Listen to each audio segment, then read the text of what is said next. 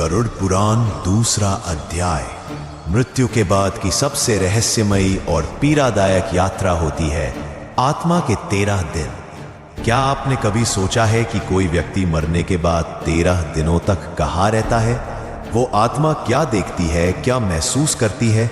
गरुड़ पुराण में बताया गया है कि जब कोई जीव इस संसार को छोड़ता है तो उसकी आत्मा न पूरी तरह पृथ्वी पर होती है, न ही पूरी तरह परलोक में। वो एक विचलित अवस्था में होती है, जहां हर दिन एक नया अनुभव, एक नई सजा, एक नया एहसास उसके सामने आता है।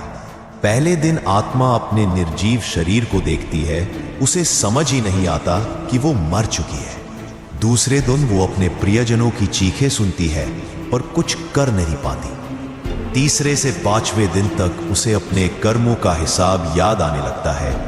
वो हर उस पल को दोबारा जीती है जहां उसने किसी का दिल दुखाया था।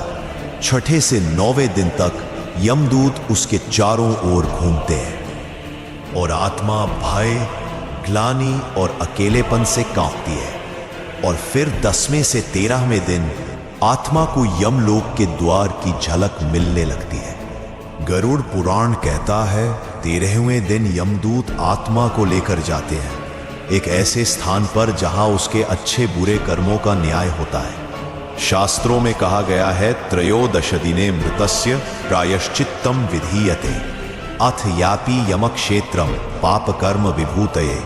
अर्थात 13वें दिन आत्मा को न्याय की ओर भेजा जाता है, जहां उसके पाप पुण्य का पूरा लेखा जोखा सामने रखा जाता है। यही कारण है कि हमारे पूर्वज इन 13 दिनों को विशेष मानते हैं, क्योंकि यही वो समय होता है जब हम अपने प्रिय की आत्मा को शांति, श्रद्धा और प्रायश्चित से विदा करते हैं। यह सिर्फ परंपरा नहीं, एक दिव्य जिम्मेदारी है। और अब इस यात्रा का अगला चरण है यमलोक का पहला द्वार, जहां आत्मा अपना पहला निर्णय सुनती है।